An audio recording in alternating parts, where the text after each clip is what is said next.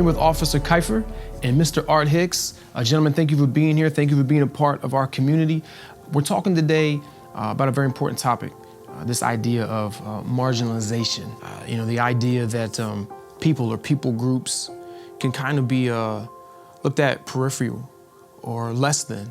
So can you tell us, how have you actually seen marginalization actually carried out in our community?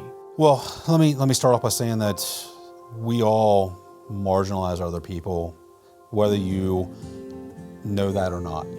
It's called implicit bias. We all do it. It's something that's been brought on by the way you've been raised, what you've seen in the media, what you've seen through your community. So if you're someone that's looking at someone from a race standpoint and you have been raised to have, maybe you've had a lot of racism in your family or in your community, it's hard for you to let that completely go.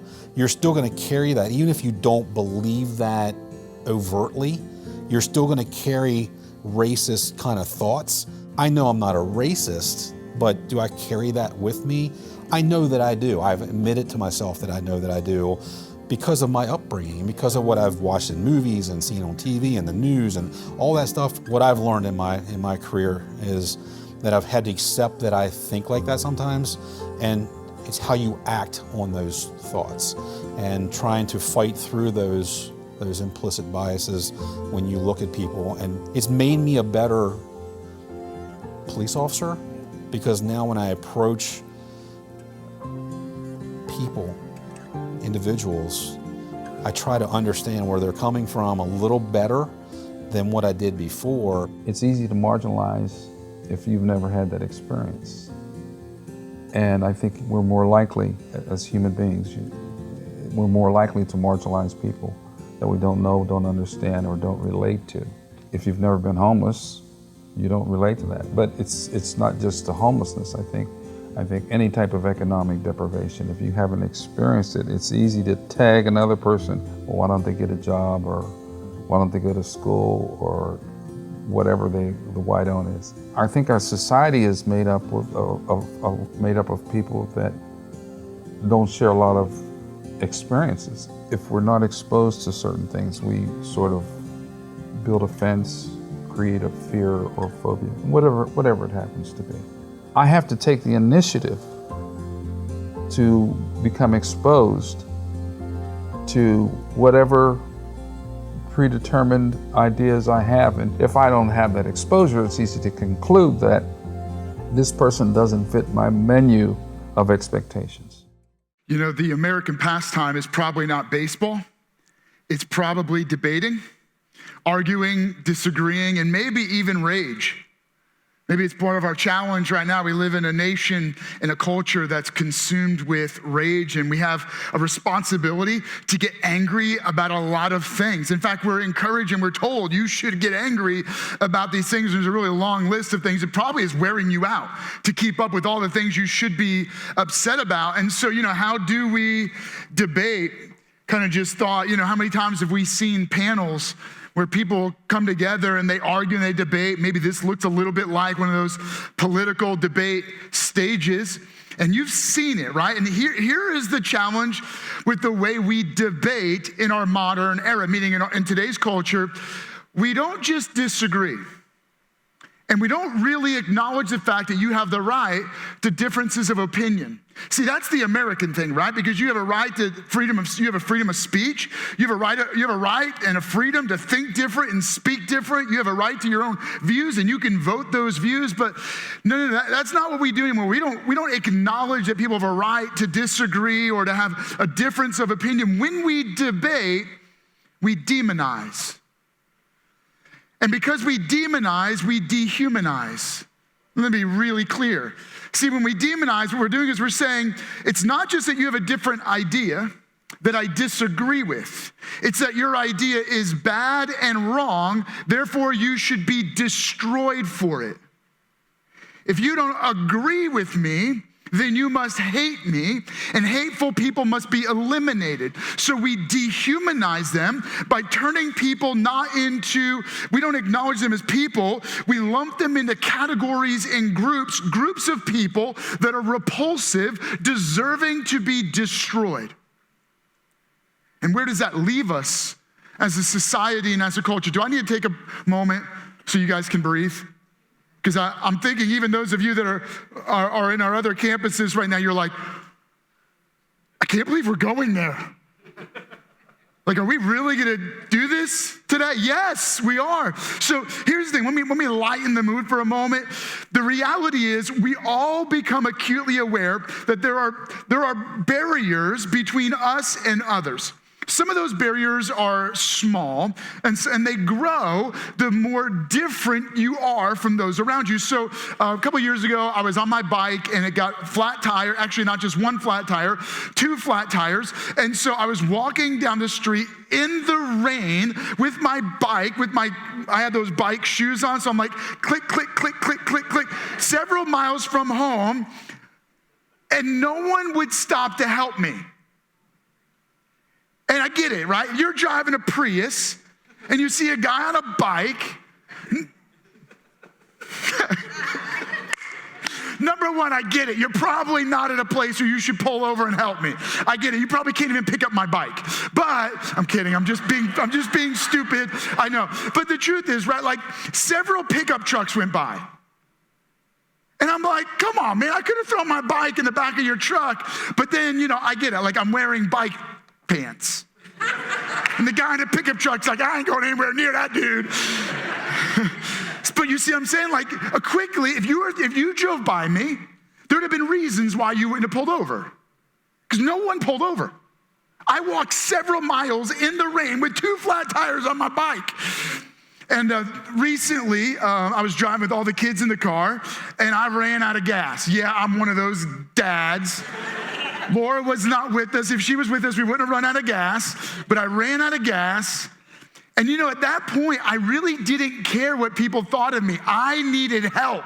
I had kids in the car. It was hot outside. And as quickly as possible, I needed to get that car moving again. So I left it running with the air conditioning going. I mean, I've got to be there to protect them. But somebody stepped in and helped me. But I get it. I get that there are reasons that create barriers between us and others. So let's go back to a much more difficult reality. Because sometimes it's not just you driving down the road, seeing someone in need, wearing weird bike shorts, or, they're carrying a bike or whatever, and you're like, I don't think I'm going to help them. There are reasons why we don't necessarily engage others in a way that treats them as a human being. So let me give you at least just a few of the things that so easily divide us. I mean, we live in a nation where the issues like LGBTQ is a big controversy that gets a lot of people very angry. About gender issues today, like which bathrooms should they use, and how should political parties respond, and how should businesses respond, and how should the church respond, how should you respond? What about gun rights, Second Amendment issues, about whether or not somebody should or shouldn't be allowed to have an AR-15, and what about people who get shot, killed, and what should our response be as a nation? As political parties, forget political parties, what about our community? What about you and I right here?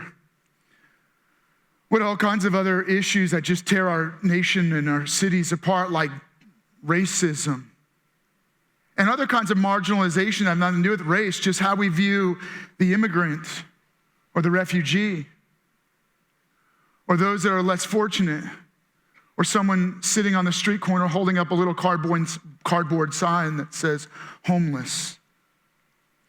See, suddenly it's not so much a national problem, it's a city issue, and it's not even really a city issue, it's a you and me issue.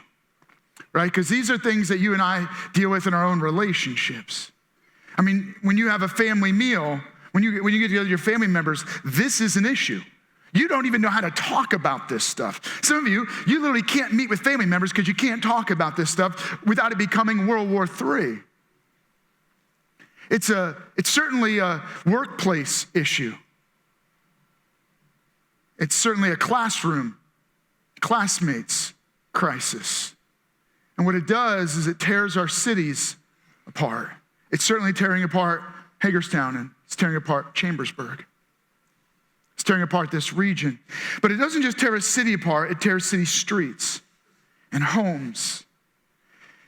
You have a fractured marriage, or you're struggling in a relationship with one of your kids, or maybe you are the child and you have a broken relationship with one of your parents because you've allowed divides to get in between relationship. And as a result, you didn't debate, you didn't disagree and accept the fact that sometimes we have differences of opinion. In disagreeing, you got to the point where you demonized the other person, or they demonized you. And the moment you start to demonize, the other person is unworthy of compassion and care, and so they're dehumanized and they deserve to be destroyed. And even if you don't destroy them, you destroyed the relationship. And so how do we bridge that?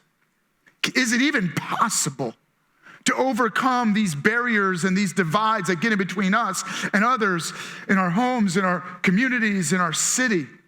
And so I want to bring you back to an ancient time. There's a parable, a story that helps us really focus in on how we can and how we even should respond in moments where as a nation we're raging. And I'm going to bring you back 2,000 years to a time when there was a nation raging. Say they were incredibly angry. The nation of Israel had been oppressed by the Roman Empire. So there was racial, political, socioeconomic tension. Within that context, what the Romans would do is when they came in and they occupied a nation, they would bring in their army, and they would basically, the army would oppress the people, do whatever they wanted to them, literally take advantage of them, murder them, rape the women. And so there was you can imagine the intensity that the Jewish people felt against the Roman Empire. So how did they pay the soldiers? Well, here's what they would do. This is the really crazy, sick, angering part. They would tax the people they were oppressing, use their money to pay the soldiers. So how did they get the money from people? Because why would a Jewish person give money to the Romans? Well, here's what they would do. They would get their own people to be tax collectors. So this guy, Matthew, he was a tax collector, robbing from his own people to fund the Roman occupation. Talk about a traitor. I mean, this guy was a real Benedict Arnold. And so one day he meets Jesus. He discovered very quickly that Jesus was the kind of guy that welcomed the outcast. He invited people that others rejected close to him. And Matthew got welcomed to become a friend of Jesus, even though no one else wanted to be anywhere near Matthew. And eventually Matthew became a follower of Jesus. He became a student of Jesus, and eventually he wrote out the life and story of Jesus from his perspective as an eyewitness to Jesus, to his teachings, to his death, to his resurrection. That book that Matthew wrote is included in the Bible. It's called the Gospel According to Matthew. It's really it's a full account of the life of Jesus, but also much of it from an eyewitness perspective. And in this moment, I'm going to jump in and read to you. It's found in Matthew chapter 22. Matthew captures this moment where Jesus is, they're wanting to debate him. So here's Jesus sitting down on one side, and over here is a Jewish scholar, a legal expert, a lawyer, a shrewd lawyer who studied Jewish and religious law. And this guy is asking Jesus to kind of summarize all of the laws of the Bible. He said, if you had to kind of narrow it all down, what's one thing that you would say captures all of the law of the Bible? And this was a common debate. In fact, many religious scholars, rabbis, would get together and they would argue about this stuff.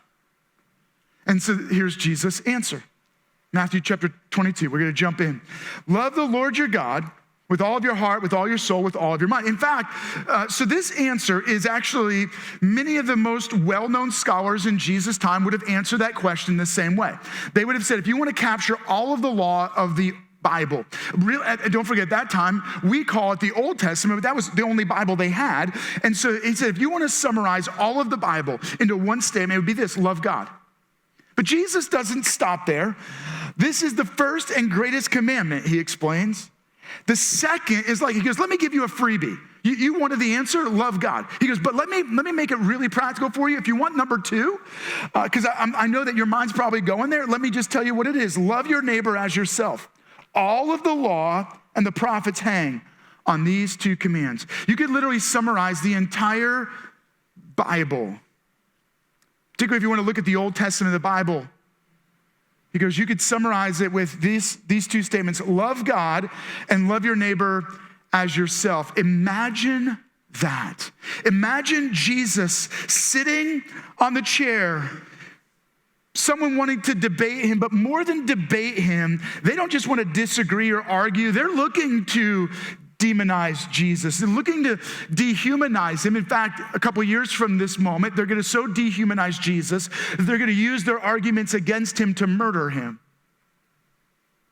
And this religious scholar tries to corner Jesus, and Jesus gives him the right answer: love God, love your neighbor as yourself. And the truth is, he could have stopped at love God. He goes, you want to know the only thing you really have a responsibility to do is spend your entire life loving God with all of your strength, with all of your thinking, with all of your energy. Just love God.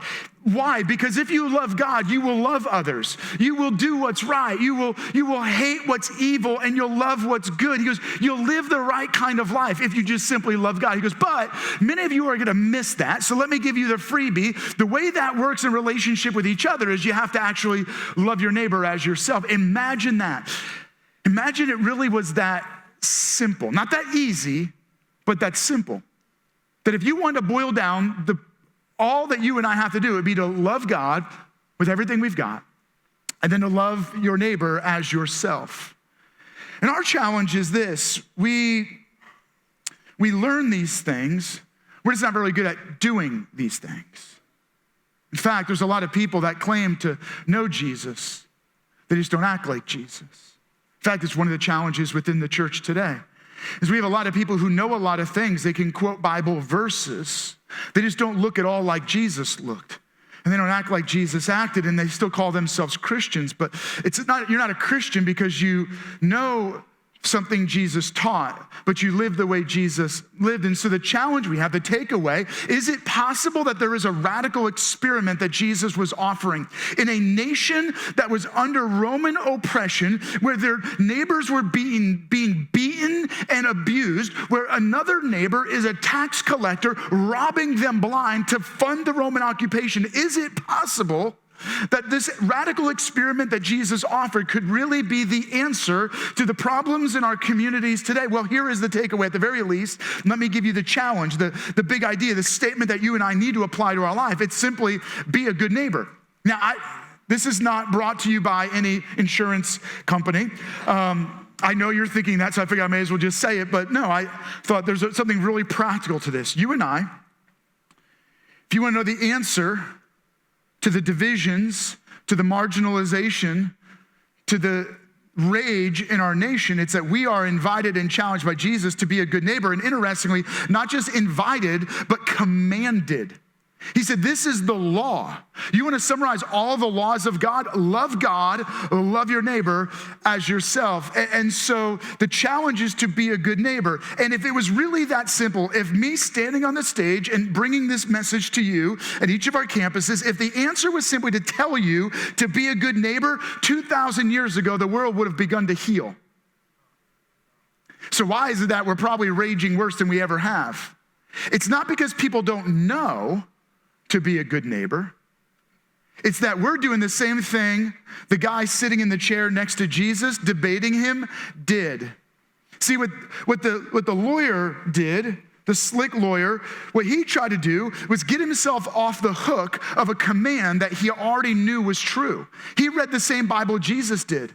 He knew the law said, love your neighbor as yourself. So what he did was he tried to make the number of people he had to love as small as possible. You have to live within a certain proximity of me for me to love you, which means if you live near me, you're probably a lot like me. You have to vote like I vote. You have to look like I look. You have to believe what I believe, and then you're my neighbor.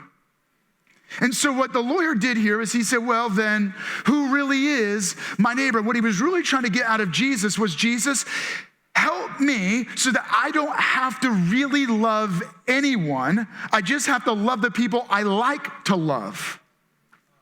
And so here's what's crazy, right? So I'm starting with this challenge. We know we should be good neighbors.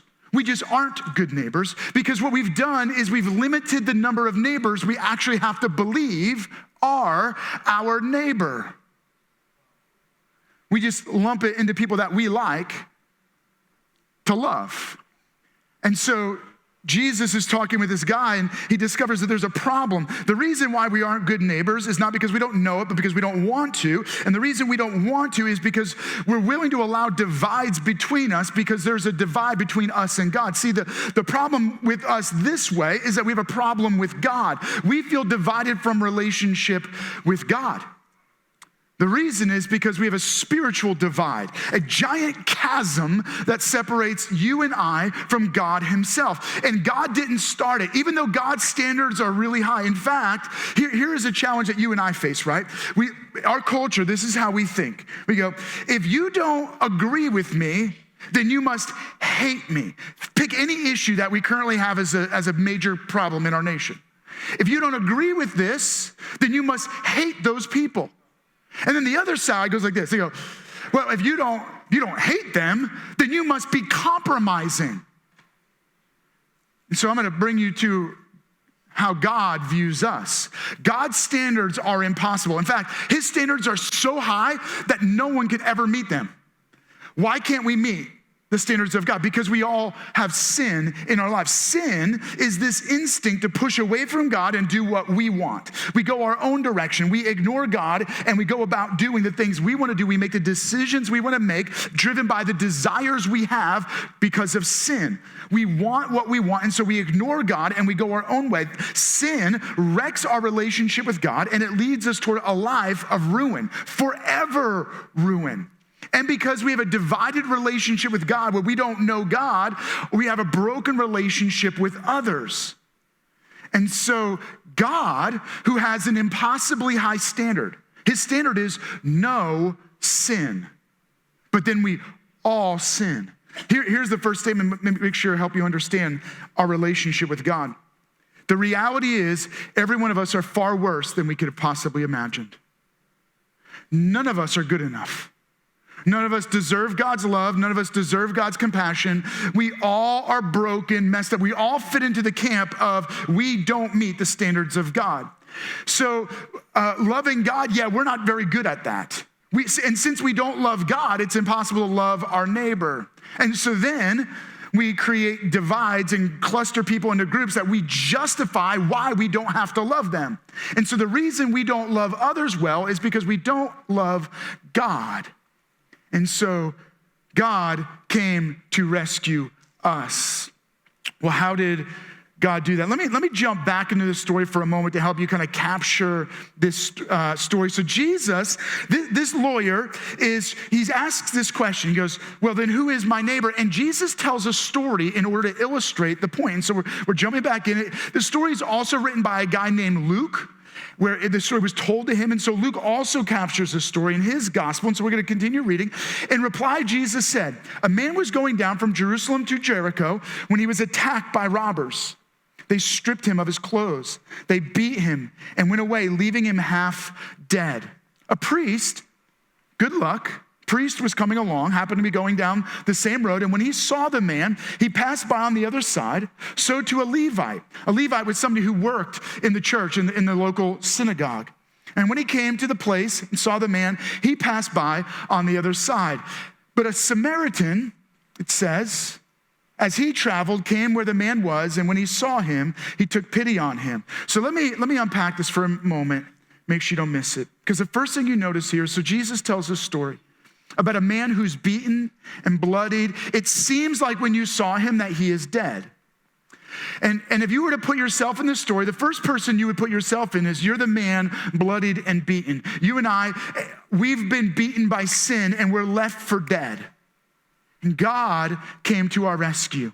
Jesus moved into our neighborhood, became our neighbor, and loved us more than he loved himself. He was willing to give his life in sacrificial death for us. When Jesus died, he didn't die because he deserved it. He died because we deserved it. And what Jesus did was he took our eternal death sentence on himself. What we deserve because of our sin, Jesus put on himself so that when he died once for all, paying the penalty of sin, absorbing our guilt, our shame, our judgment, so that any of us who believe in Jesus by faith We're forgiven of sin, guilt and shame removed, and we're given new life, right? Because Jesus not only died, Jesus rose from the dead, and in his resurrection, he gives us the dying on the side of the road. He gives us new life. He rescued us. He came to us. He picked our lives up. He gave us his life for ours.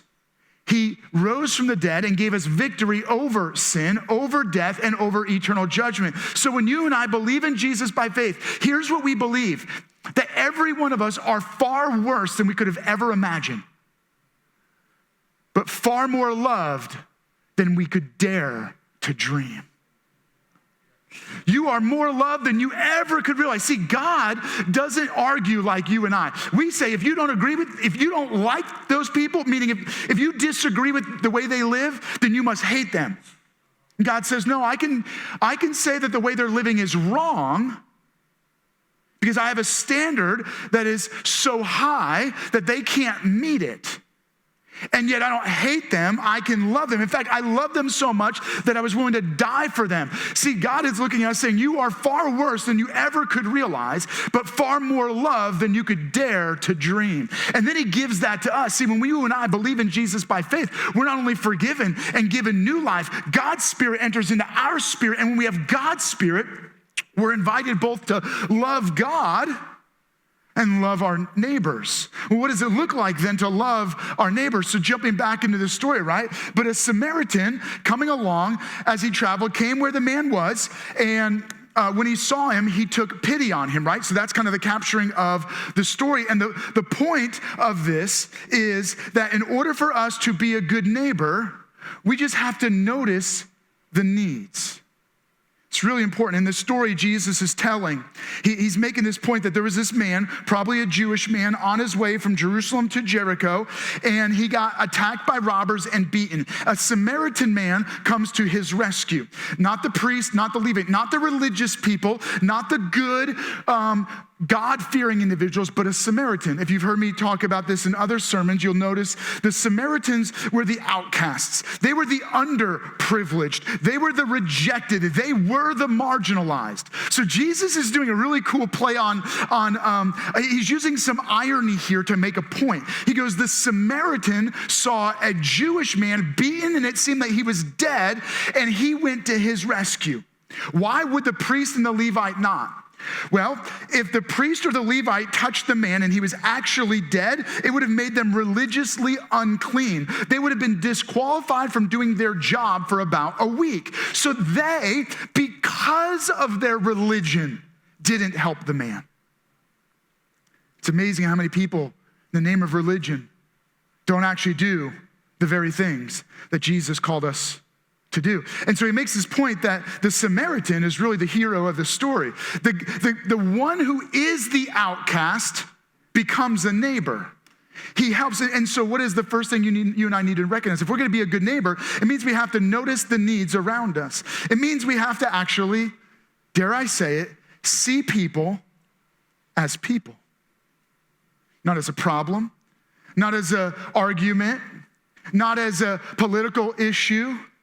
We don't see people first as a race or a gender or a sexual identity. We don't see them first as an opportunity to make another buck, meaning they're a contract for us. They're an opportunity. There's someone I could stand on to get ahead. We see people first as people loved by God. They are valued. And because we see each person as created by God and loved by God, that means you have intrinsic value from God. The way I see you and the way you see me and the way we see our neighbors is we recognize that people are loved by God, valued by God. Therefore, I see you as a person first and foremost and a person in need. That means I open my eyes to the needs around me. The point that Jesus is making this is this: who is your neighbor? Anyone that God puts in your path. That's it. It's really that simple. It doesn't matter if they have the right religion, the right race, the right socioeconomic standing. If they are in your path, then they are your neighbor. They are worthy of love. They are worthy of honor. They are worthy of respect, worthy of being treated with compassion and care. That means Jesus was humanizing the man on the side of the road, beaten and bloodied. And he was saying that the Samaritan, who had every reason not to value this person because he was used to being dehumanized, he had every reason to ignore this individual because he had his own pain, his own hurt, he was dehumanized. Gets involved and shows compassion and care. And so how does he do that? Well, here's the rest of the story. He went to him and he bandaged his wounds. Now this is really important, right? He gets blood on him. Gets the grime, the filth. He pours on him oil and wine, which in that time, that would have been the medicinal things you use to help treat somebody's wounds. Then he put up the man on his own donkey, brought him to an inn and took care of him. He brought him to a place where you would take, a hotel and took care of him. And the next day he took out 2 denarii and gave them to the innkeeper. He said, look after him. He goes, now I'm giving you responsibility. Would you help take care of him? And I will pay you to take care of him. And when I return, I will reimburse you for any extra expense you may have. You may have. And the point is this: to be a good neighbor, we have to actually get involved. It's not enough just to see the need. You have to actually get involved in the needs of the people around you. They're your neighbors. Do we notice what's going on in our neighbors' lives? Do we know their names? Or are we spending more time talking about them than talking with them? Another challenge for people who believe in Jesus is, are you spending more time talking to God about them before you talk to them about God, right? So we've got to be willing to talk to God about people. Pray for them, be concerned for them. And then when you talk with them, don't just talk about people, talk with people. Get involved in their lives, notice their needs. But then getting involved means you actually have to, get involved in the messiness. This is what I really want to catch your attention with. We do not change a nation, and we don't change a city, and we don't change a school through some big dramatic legal decision, some big political move. It doesn't matter who's in government. It doesn't matter who's in local government. It doesn't matter what laws are passed or overturned. You know how a city is transformed? One person on the side of the road that's cared for. When no one notices and no one sees that you just love your neighbor. See, when we begin to care about one person, and then we care about another person, a city begins to get transformed. One relationship at a time, one good neighbor loving another person, and one neighbor caring compassionately for another person that they could justify dehumanizing.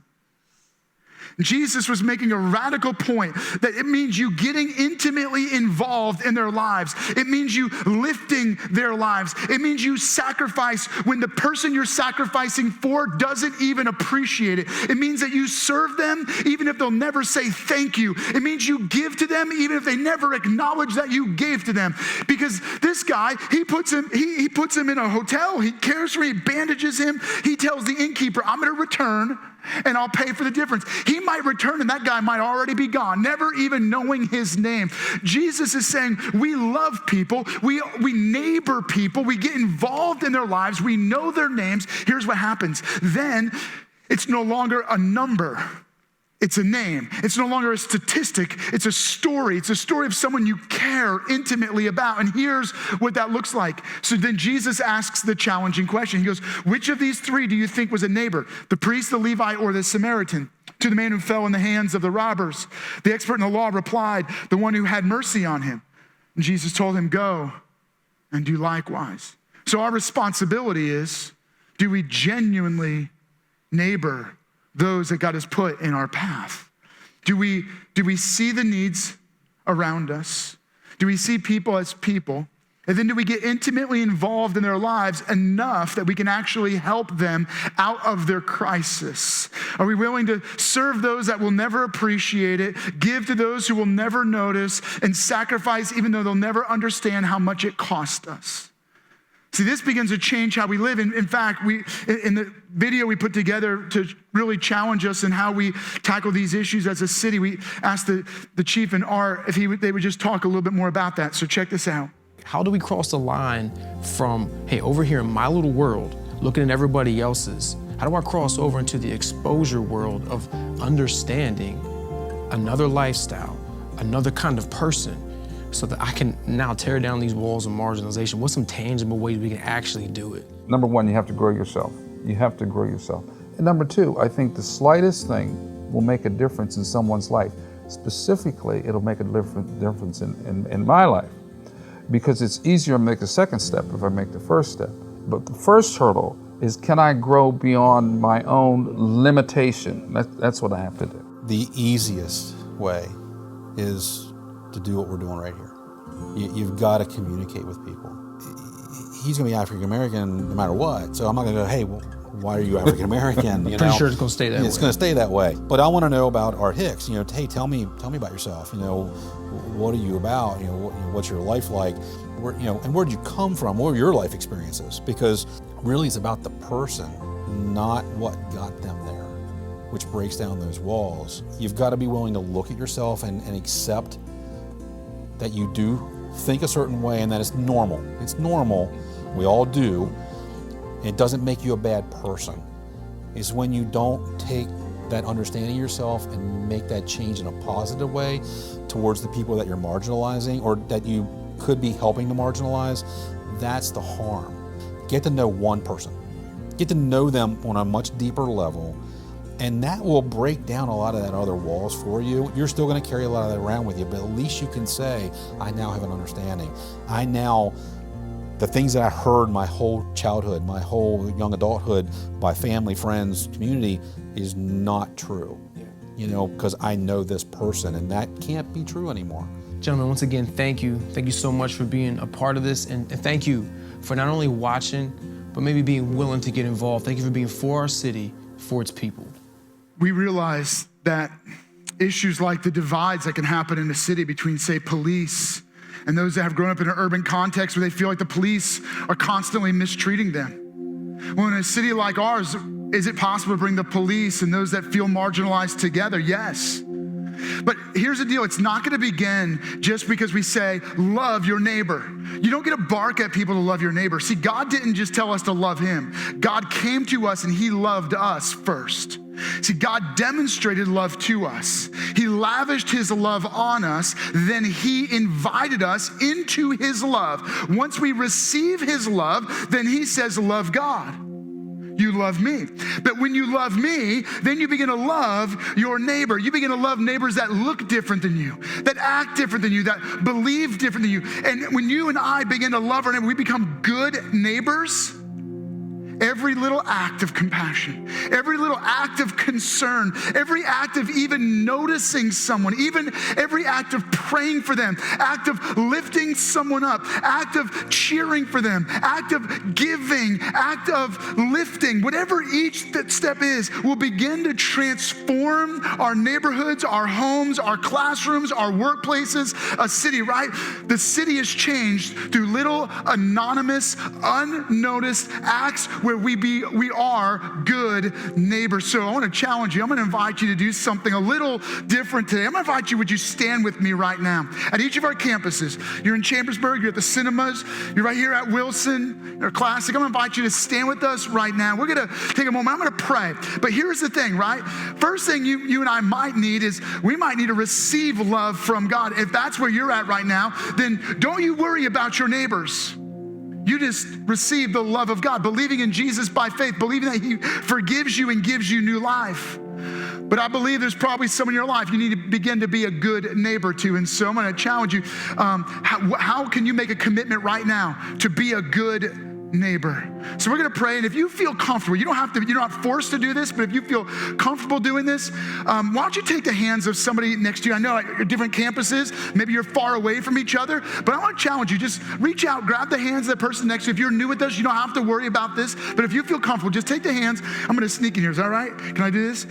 And I want to pray. I'm going to pray over you. We need to get comfortable being a little uncomfortable, and we need to get used to bridging the gap by being good neighbors. So would you join me as I pray over you? Jesus, thank you for loving us so much that you reached down and you took our hand when we were dying on the side of the road because of sin. You came and you became a neighbor to us, and you gave us life. You forgave us of sin, and you lavished your love on us. Now, God, may the love that we have in us, may it pour through us. May it pour through us so we become good neighbors. May we notice the needs around us and get intimately involved in the lives of those that are hurting, that are broken, that need to be noticed. They need to be loved. They need to be cared for. God, may we as a church be quicker to lift people than to beat them down. Quicker to tell them that God loves them than all the reasons why they shouldn't be loved. Recognizing, God, that we are all far worse than we realize, and far more loved than we dare to dream. God, we receive that love, but we want to be conduits of that love. Help us to be good neighbors. In Jesus' name, amen. Thank you so much for joining us on our online campus. We hope that you were encouraged by today's message. We hope that so much more than just hearing one of our pastors speak, we hope that it was the voice of God that you heard speaking through their message. And so if today, for the very first time, you responded to the voice of God by saying yes to following Jesus, we just want to say congratulations. We want to say welcome home, and we would love the chance to celebrate that decision with you. So actually right now, you can interact with one of our online campus hosts. You can do so in the comment section or by clicking on the prayer tab. Additionally, if you'd like to partner with us financially so that we can continue to share the message of Jesus with more and more people, you can do so by clicking on the Give tab or by visiting lifehousechurch.org and clicking Give. Our prayer for you is that this is a great week ahead of you as you continue to walk with the Lord and walk in community, and we hope to see you back here next weekend.